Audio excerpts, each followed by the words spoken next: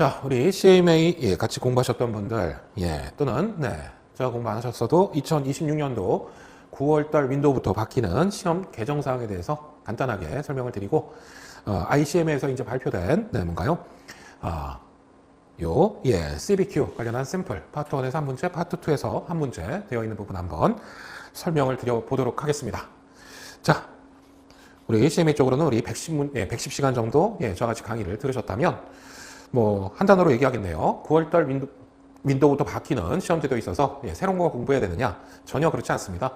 에세이 문제가 바뀌는 것만 뭔가요? 익숙하시면 되지 않을까 싶어서 그거에 중점해서 한번 슬라이드로 정리하고 관련된 이그젠플 문제 같이 한번 리뷰하는 시간을 갖도록 하시죠. 자, 다른 부분 아닙니다. 단순암기를 지향하고요. 나름은 칠판에 이제 띄웠지만은 좀 색깔이 잘 안 보이시면 같이 올려드렸으니까 슬라이드 같이 보시면서 강의를 들으시면 좋지 않을까 싶네요.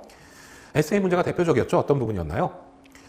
하나의 지문에서 여러 가지 요구사항을 해갖고 두 문제 또는 세 문제 출제가 되고요. 우리 1시간 동안 그 에세이 문제, 주관식 문제를 푸는 형태로 이제 구성을 하면서 굉장히 비판했던 경우 중에 하나입니다. 라이팅이 많이 되는 서술형 문제다 그러면 기존에 뭔가요? ICM에서 얘기하고 있는 디렉션 중엔 문법이 틀렸거나 어법이 틀린 거는 감점하겠다. 말 그대로 넌 네이티브에 대한 이제 페널티라고 강의 중에 얘기해 드렸던 경우가 있네요. 그래서 가장 크게 바뀐 게 단순 암기에서 라이팅, 서술하는 게 뭐가 필요하겠느냐? CMA 입장에서. 그래서 단순 암기가 아닌 전반적인 내용의 이해를 필요로 하는 데이터 분석, 시나리오 분석, 의사결정, 지원 능력을 평가하는 데 초점을 맞췄다고 ICM에서 이제 뭔가요? 딕세이션을 뒀던 부분입니다. 결론적으로 본다면 수능 보셨다면 느끼실 수 있는 것 같아요. 기존의 에세이 문제는 어쨌든 주관식에 이제 포커스를 맞춰서 하나의 주제를 갖고 이제 라이팅을 하는 거에 주안했다면 새로 바뀐 CBQ라고 표현하는 케이스 베이스드 퀘션은 케이스를 좀 크게 주고요. 요구사항 6개, 5개 이렇게 주는데 굳이 본다면 우리가 라이팅 할 필요는 없게끔 문제가 구성이 됐다.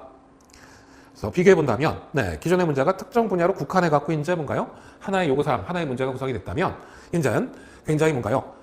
퀘션을 여러 개 갖고 다각적으로 파트 1이다 그러면 파트 1에 있었던 전반적인 내용을 묻는 문제가 될 텐데 라이팅에 대한 뭔가요? 스트레스는 없어졌다. 다만 그 시나리오 또는 뭔가요? 케이스라고 하는 부분이 좀 커졌다. 이것만 기억하시면 되지 않을까 싶어요.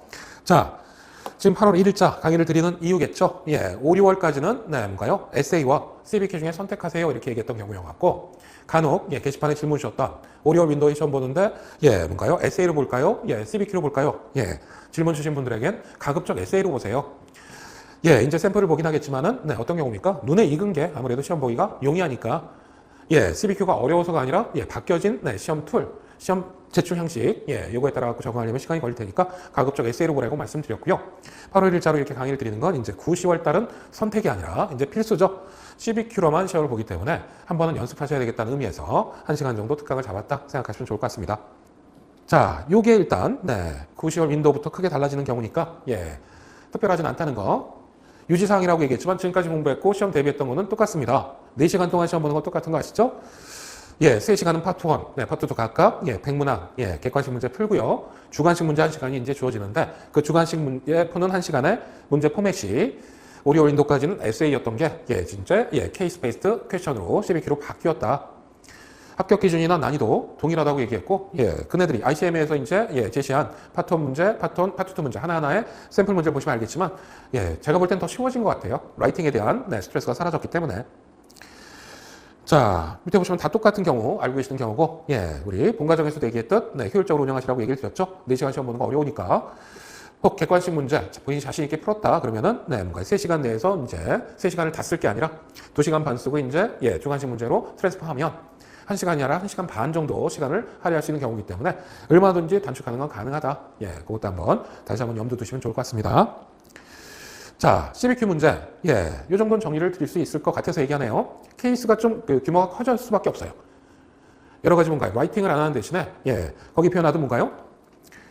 파트별로 30분 내외가 소요되는 대형 시나리오 2개를 출제한다고 얘기했으니까, 기존의 에세이 형태는 어떤 경우입니까? 한 3문제, 또는 많을 경우에 4문제도 에세이 문제를 냈습니다. 그걸 2문제로 통합했기 때문에 문항수 전체 문제는 뭔가요?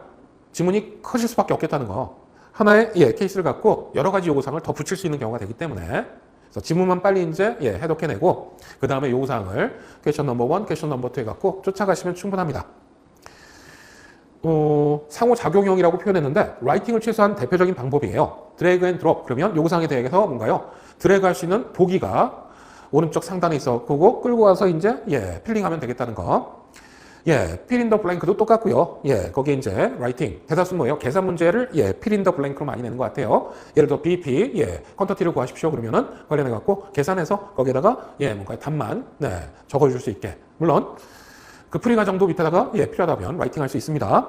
또 드롭 다운 리스트 해갖고 이것도 보기 갖다가 그대로 옵션을 선택하는 과정. 샘플 보시면 될 거예요. 어쨌든 서술 형태로 어떤 답을 요구하는 건 라이팅을 뭔가요? 거의 안 하게끔 문제를 바꿨다. 생각하시면 되겠네요.